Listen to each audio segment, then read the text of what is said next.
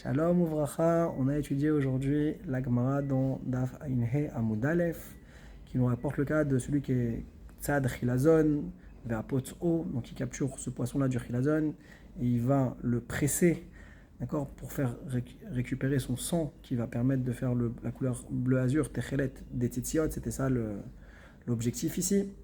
Et d'après Tanakama, on est chayav que d'une seule fois, Mishum Tzeda. D'après Rabbi Yehuda, on est chayav Shtaim. Et pour aussi la melacha de Dash, d'être Sochet, qui est Tolata des Dash. La Gemara s'interroge pourquoi on n'a pas aussi inclus Netilat Neshama. Pourquoi on n'a parlé que de ces melachot-là. Il y avait aussi Netilat Neshama qu'on lui a ôté la vie. Sur ça, deux réponses. Rabbi Yochanan dit chez Petzaomet. Soit que quand on a fait la Srita, il était déjà mort le Chilazon, donc il n'y a pas ici de Netilat Neshama.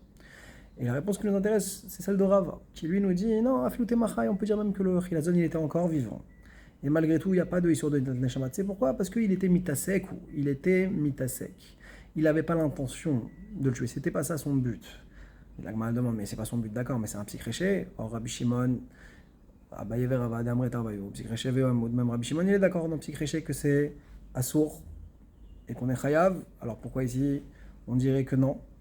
Réponse, parce que ici ça va carrément contraire à son intention. Parce que lui ici, celui qui le chasseur en question du Chilazon, il est intéressé que le Chilazon reste vivant. Parce que tant qu'il est vivant, alors le sang qui est à l'intérieur de lui est meilleur. Il n'a pas besoin de se fatiguer pour le conserver. Tandis qu'une fois que le poisson est mort, alors il faut faire attention que le sang ne coagule pas, il y aura une fatigue à avoir. Et donc ça c'est la différence. Quand c'est mazikle, alors à ce moment-là, ce petit créché-là, seulement on dirait qu'on n'est pas tour. Mais si on est dans un cas de petit créché d'Eloher Patlé, que juste on s'en fiche, alors à ce moment-là, on serait chayav, et c'est ça ce que dit Rashi ici sur cette Gemara-là. Alors la grande question qui se pose, c'est que pourtant toi-même Rashi, dans la Gemara de Kouf Gimel, par rapport à celui qui avait travaillé, qui avait labouré le champ de son ami, et qui l'avait embelli, on avait dit là-bas que Psikréché d'Eloher Patlé, pour Abaye, c'était Moutar, en tout cas d'après le Harour. Et donc ici, a priori, il y a une contradiction dans Rashi. Et c'est ça que le Rabbi Akiva Eger, il vient, il soulève. Une fois Rashi nous dit que Psikréché d'Eloher Patlé, donc Kouf Gimel, alors c'est Moutar. Et ici, on voit que c'est seulement quand des Mazikle que ce serait Moutar. Donc ça, c'était un premier dossier.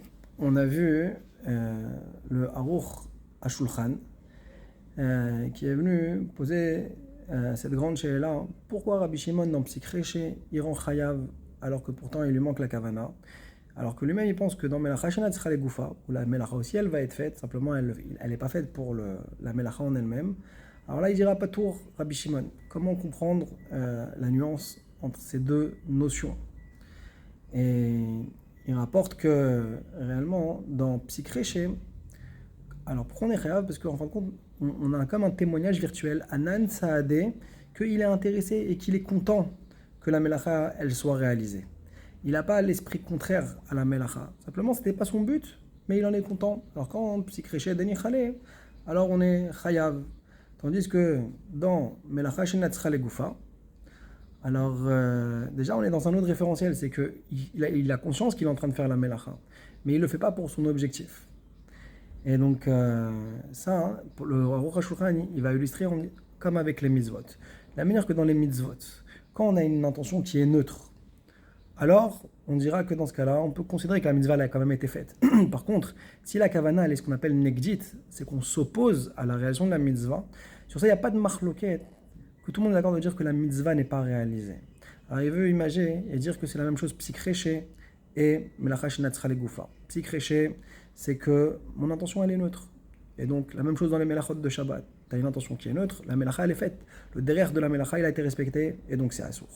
Par contre, melacha shenat tzcha legoufa, c'est que j'ai une intention qui est contraire. Et donc ça, c'est comme si j'avais eu une kavana negdit dans la mitzvah. Donc voilà un petit peu ce qui a été étudié aujourd'hui. Chazak ou Baruch.